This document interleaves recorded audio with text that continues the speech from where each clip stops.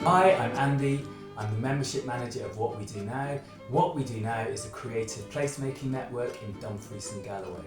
We help communities to be heard, we work together for a fairer future, and we build stronger, lasting connections. I'm really happy today to introduce Sarah Jane Burns of Codebase. Sarah, if you could introduce yourself, please. Sure. I'm Sarah Jane Burns. I'm the Head of Regional Engagement at Codebase for the South of Scotland region, which includes Dumfries and Galloway. Brilliant, thanks Sarah. So, we're going to jump straight into the questions. So obviously with software being considered a creative industry, this area has a strong tradition of community-driven arts and culture.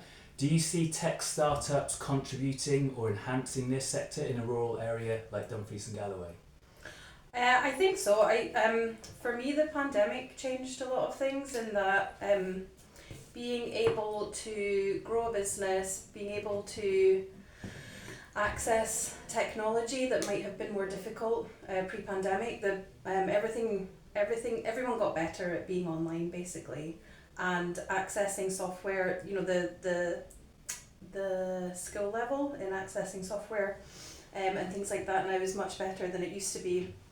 And so, yeah, for me as well, along with that, you perhaps just have more people with those types of skills living in rural areas now, because remote working is a much wider thing. So I think what we have now are these pockets of people with the skills and knowledge around digital and software, and combining those people with community and the creative sector allows then for that innovation to happen, and for people to go away and create new things together.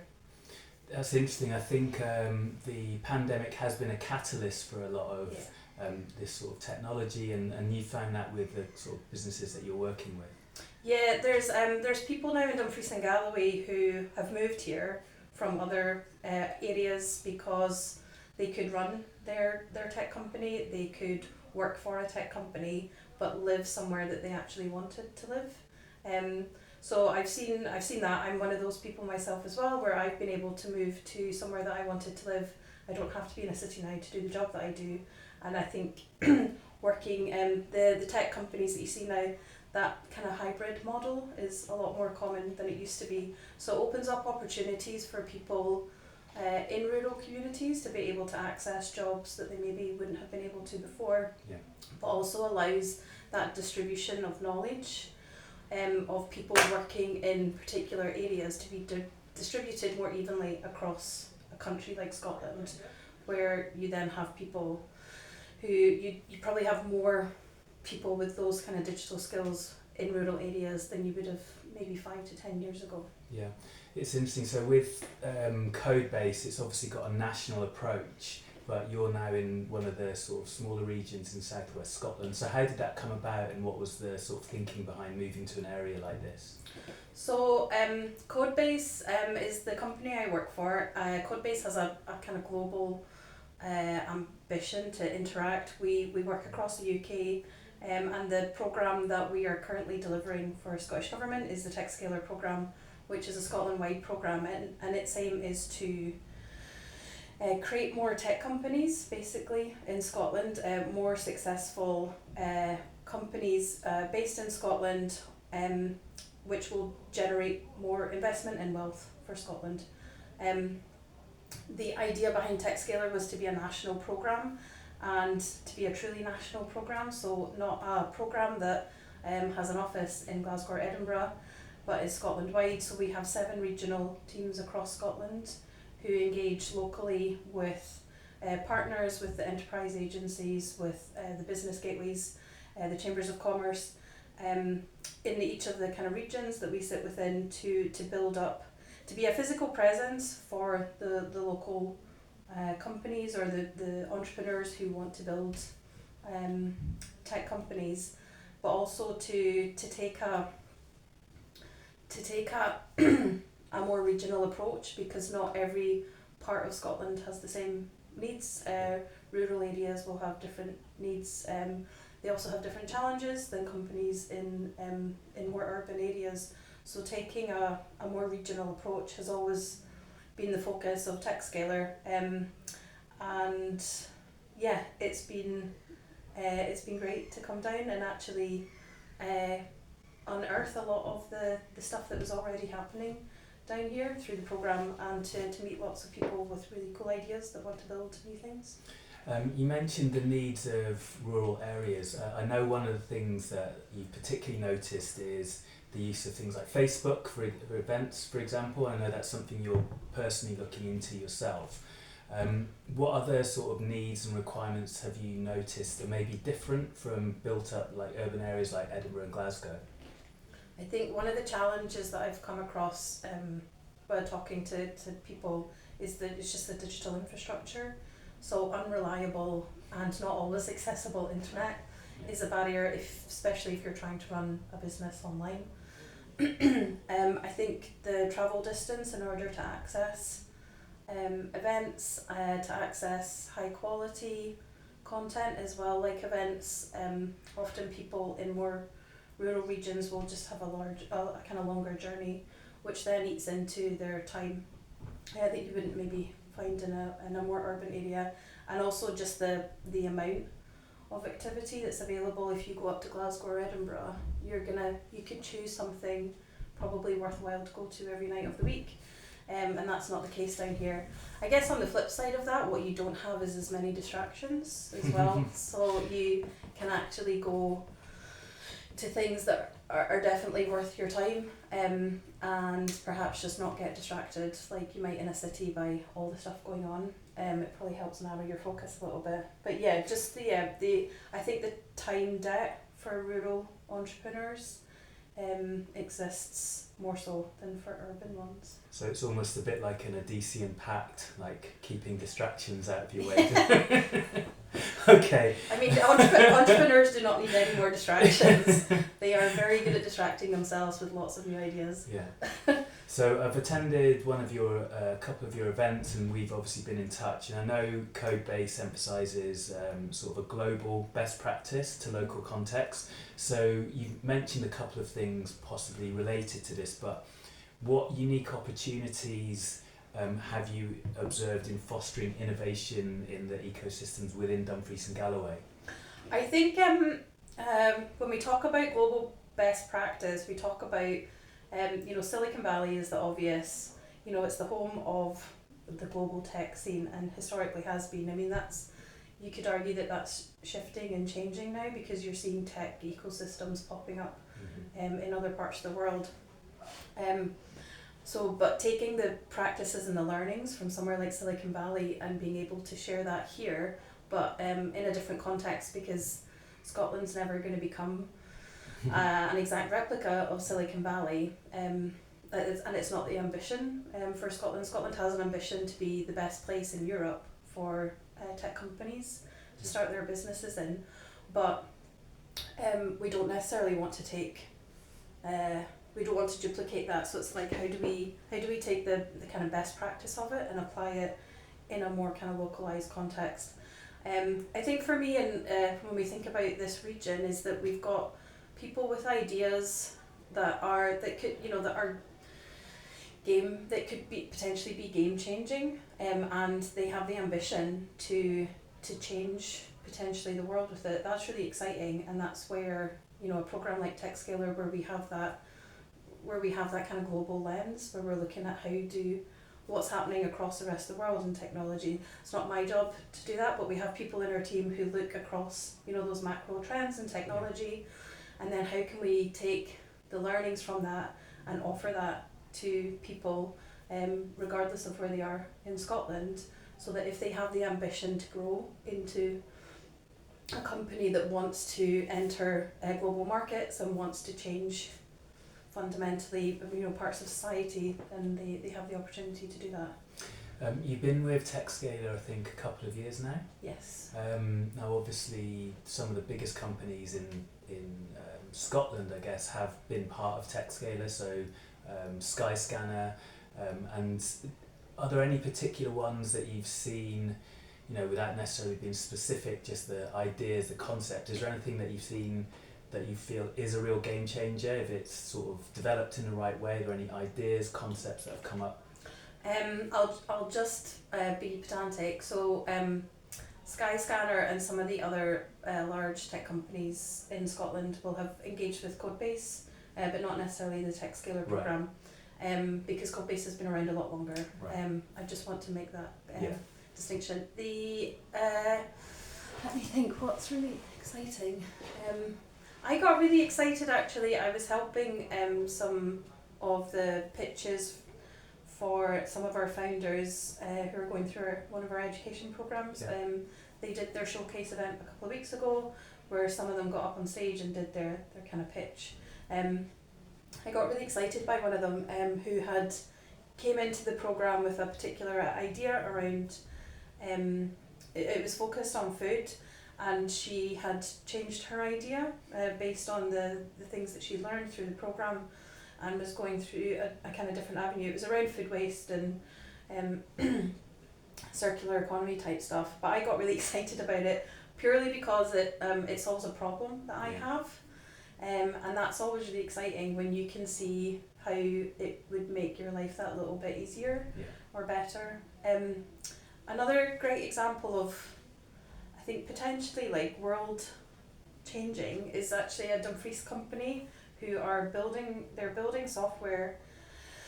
They call it a new societal operating system. So the actual functioning or the operational side of how a society works, they're looking at it in terms of funding. How can you distribute funding in a better, more equal way, rather than it potentially passing through all these different organisations and then not all of it necessarily reaching the people at the end that it's meant to support. So is there a better, fairer way to distribute funding, and can you use artificial intelligence to do that?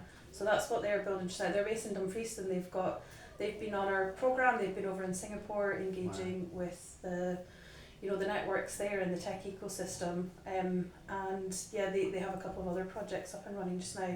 But that's a completely different new way of thinking of how technology could be applied to contribute to a better, perhaps, way of society working. So it'll be like an algorithmic sort of approach to making sure that funding is going to the right places. It's like instead of just using people's subjectivity. Yeah, and people have bias as well. Of course.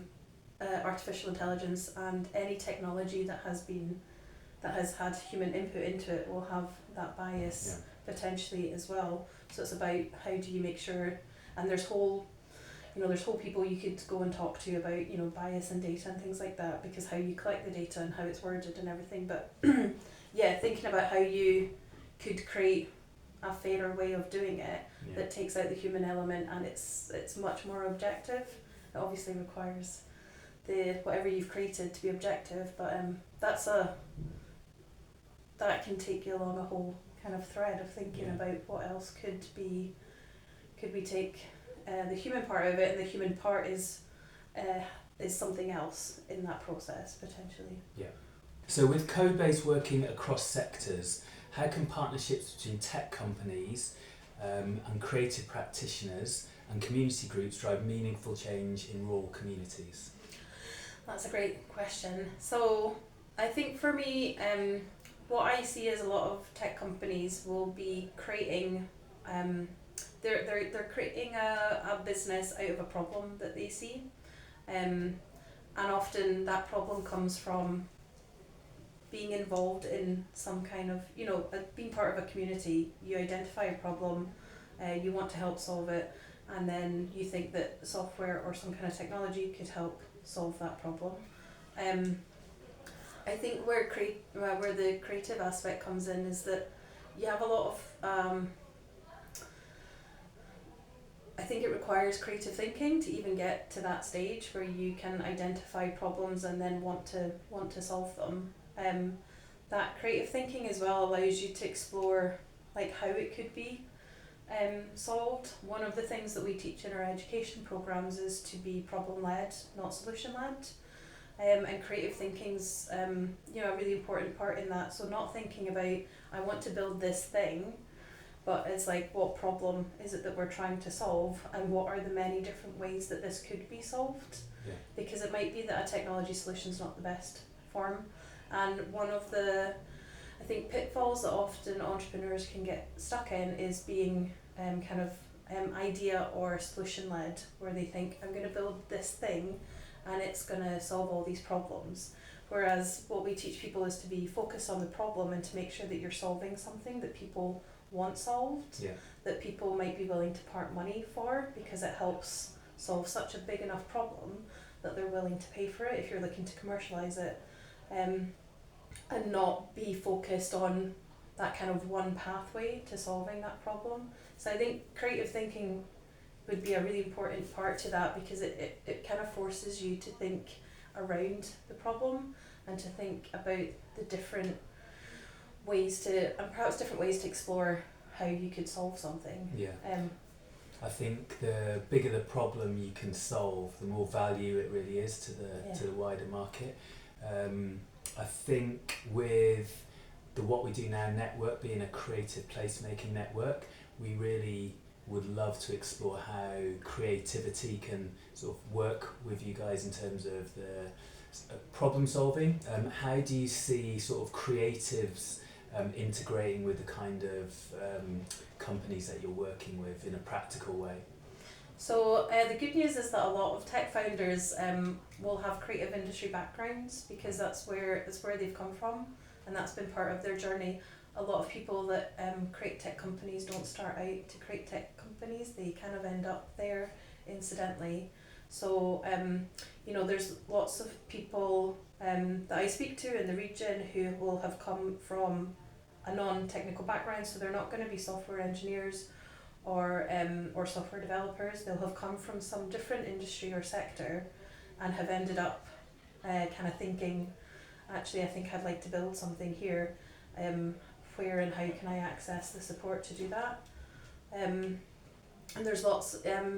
I think what you'll find often is tech companies will have possibly a CTO, so a chief technical officer, that will have that technical knowledge of how to build the thing, but you're very likely have a CEO or the other co-founder who will be the sector or the problem, the ideas person. Yeah. And so they'll often come from a completely different sector. They'll be the ones who've maybe come up with the idea, or they'll be the creative thinker out of the two, and probably perhaps a little bit more business led as well. So that kind of pairing between types of people is a really valuable asset as well when you're building something like a tech company. So you mentioned one of the programs you do with founders. Could you just explain a little bit more about you mentioned something about they were sort of explaining their ideas to you. How does that actually work? So Techscaler is a program with different components to it, one of which is we have an education offering. So we run events, we build community through our events, but also through other activity like our education programs. We have mentorship that people can access, and we have an online community as well that people can access, and access networks across Scotland. What I was talking about before was our education offering, depending at the stage that you're at, will consist of the kind of sharing of knowledge. It's module based sharing of knowledge on how to build the business around the idea or the product that you're building, essentially. And as part of that, we get people to pitch their ideas at the end as part of the showcase, because it's very likely they'll have to go on and pitch for some kind of investment in the future, depending on their growth ambitions.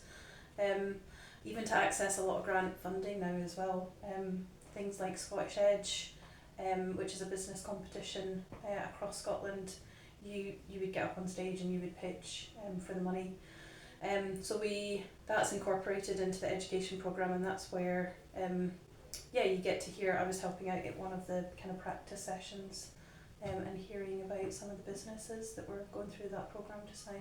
So do these founders, do they need help with the sort of more technical side, developing the value proposition, or is it things like presentation skills or how to summarise what they're doing into something concise, or a combination? It's both. So all our two of our programs are module-based programs, and they have 10 modules in them, spread over a sort of 12 or 13 week period. And we cover things like understanding your customers, which is about focusing on the problem, understanding your markets. We look at funding, pitching. What else do we look at? There'll be something else, experimentation, and product development. So we teach people the business skills that they need, because building a tech company, if you think about it as here's a kind of typical journey that you would go on to get from here to here. Yeah. And that's what we teach people, those steps, so that they don't have to figure that out by themselves. We call them playbooks. Basically, there's playbooks, so it's like instructions on how to do something. And that's what we teach people. If you want to build a software product and turn it into a business, here's the playbook for it. And we teach them it kind of module by module each week. So it's a little bit of everything. We don't tell people how to build the thing. That's up for them to figure out, and we offer the mentors and the networks and workshops like in no code and things like that, where people can go and figure out how to build the actual thing, or they could team up with a co-founder who could potentially help them build it. What we teach them is the business side of things, so how to build a business out of it, and to give them the skills and the knowledge that they need to give them the highest chance of success in when they do decide to launch and create that business from it. It sounds like a lot of the artists that we work with, and just for the wider creative community, it's encouraged to sort of think of yourself as a business, which a lot of artists don't necessarily do, because social media, Instagram and online is really important in terms of selling art now and creating awareness of what you do. So it sounds like if you're teaching things like understanding your customer and how to promote yourself and so on, it sounds like these are very transferable to a lot of the artists that we would work with. That's my personal take, in that there's things in there that any business could probably take something away from. When I set up my business a long time ago, I wish I'd known a lot of this stuff now, because I went out and built something and I didn't know if anybody actually wanted it. I didn't test the market. It's the field of dreams, isn't it? Build it and they will come. It's like, I want this, of course. Everyone else in the world will want this. So, where was I? What was my train of thought?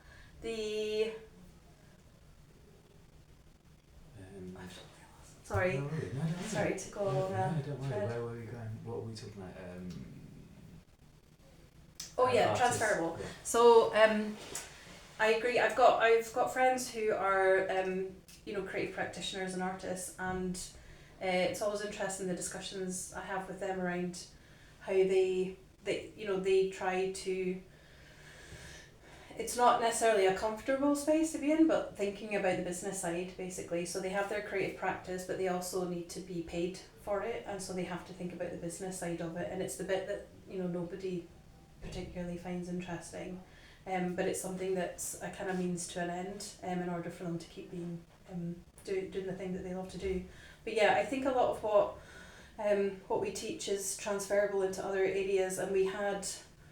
Not in Dumfries and Galloway, but we had somebody from the film industry up in the Borders who's just completed one of our education programs, and he's been thinking about his work in a completely different way, because he's been, I guess, just exposed to things that kind of challenge him a little bit, and he found it really useful. He's wanting to build a product to help with dubbing films, but yeah, for him, he started to think about his work in the film industry and starting to see it, I guess, just through a different perspective and a different lens, which was really nice to see, because I think if you're, it's nice to see people being challenged and thinking about things from a different perspective, because I think that's where innovation comes from. It's from thinking differently or being exposed to different perspectives on things. In terms of the impact that your organisation has, not just here but nationally and globally, as you've mentioned, how do you measure the success of innovation and in terms of cultural, economic, social impact? Is there a way of measuring that? Or? There are, like, I mean, if you go to any enterprise agency or any organisation that is funded by the government, there are metrics to use. So we've produced our first annual report. The second one will be coming early this year, and their number of members, the amount of investment that goes into the companies that sit within our membership, the number of events we run, the number of people that we reach, those are all kind of metrics. Yeah. But fundamentally, the Techscaler programme, because the Scottish Government has an ambition for Scotland to be the best place in Europe for people to build their tech company. Yeah. That's fundamentally about distribution of wealth. So having more investment coming into Scotland to create a wealthier society in general.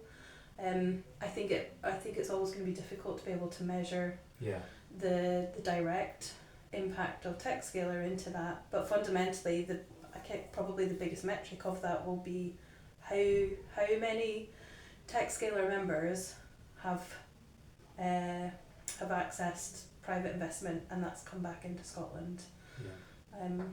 And that's obviously quite measurable. And then I think, as important, although not necessarily with government and so on, is like the things you can't measure, like non-tangible things. So have you seen benefits? I mean, with us, for example, we find obviously creativity has a huge impact on well-being, mental health, and so do you see any sort of non-tangible benefits and impacts from the work that you're doing?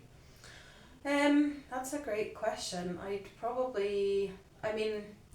Anecdotally, there's always feedback, and you can see the impact when people engage with us and how it's changed their thinking about something, or how great people feel once they've found a network that they feel really comfortable in, and that they feel like they found a place that's for them because they maybe didn't. And I know when I was starting my business, I didn't have any networks, I didn't have any community, and I had nowhere to go and ask those kind of questions. And what I really like about what we're trying to build is that community. So like knowing that there's a place you can go where you feel comfortable and you can go and ask those questions, or you'll know somebody to ask who can point you in the right direction, because it can be really lonely, it can be really challenging, especially there's certain groups of people who maybe don't feel comfortable speaking up in particular business environments. So creating a space that's really relaxed and informal, where people do feel comfortable just asking the questions that they maybe wouldn't if it was maybe a traditional business event.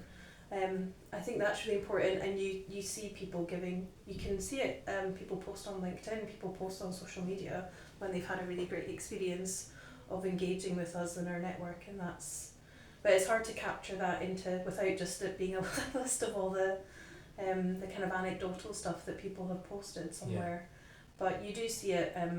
The team's really great, and we share things like that with each other. We have a Slack channel where we get to share all that kind of impact that when we find it, so that we can all see it, and that's really nice, because for me that's one of the reasons why you do it, because of my experience as an entrepreneur and really struggling. And I think it's one of the reasons why I got to a certain point and then I just couldn't get over that next bit.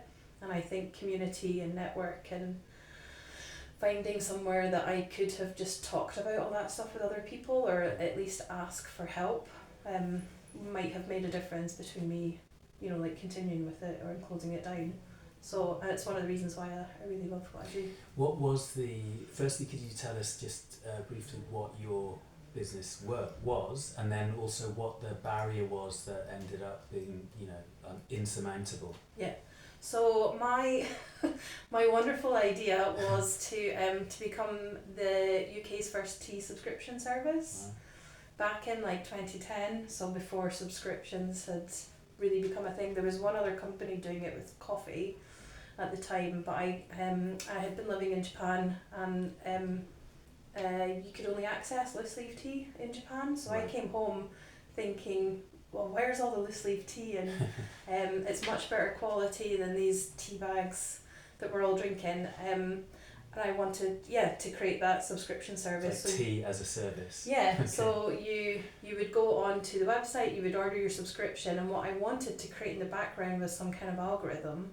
And this is before I even knew the word algorithm as a thing. You would call it potentially AI now. Something in the background which would then curate your boxes based on your preferences. So if you gave feedback on what you liked and didn't, your next box could be curated for you, for you to explore new things and to give you stuff that we kind of know that you'll like. And so I learned heaps because I didn't know how to do any of this, but I managed to set it up as an e-commerce site where people could buy the subscriptions. At that time it was, you bought it through PayPal and it was called a recurring payment and it happened automatically each month. The technology will have definitely moved on since then. And I got to the point where I had it all set up and people were buying it. I just didn't know how to take it to that next step where I then, increased the customer base, where I then, streamlined some of the stuff in the back end. I felt like I was failing because I was doing everything very scrappily. I now know that that's how a lot of companies start out, doing things really messily in the background, but it all looks shiny and very professional up front, but I thought I was failing.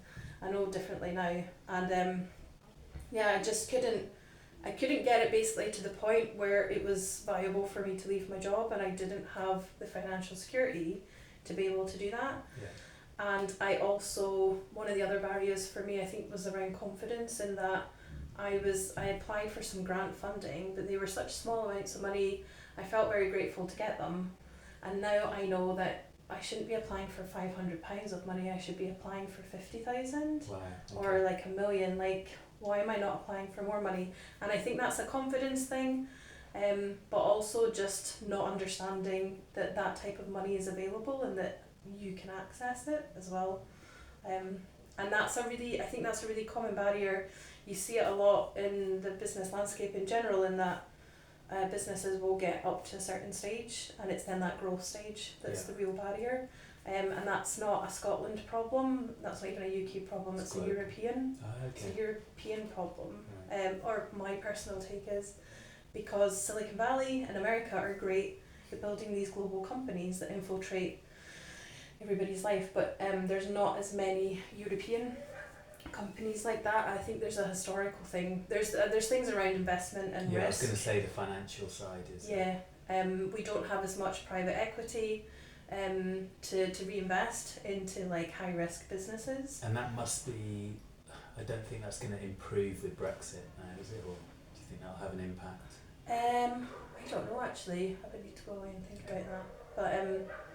But that's why Silicon Valley. It's why companies keep coming out of Silicon Valley, is because there's all that money floating around that can then be reinvested into high risk ventures, which then eventually pay off, and we just don't have the same concentration of that here, and we're slightly more risk averse.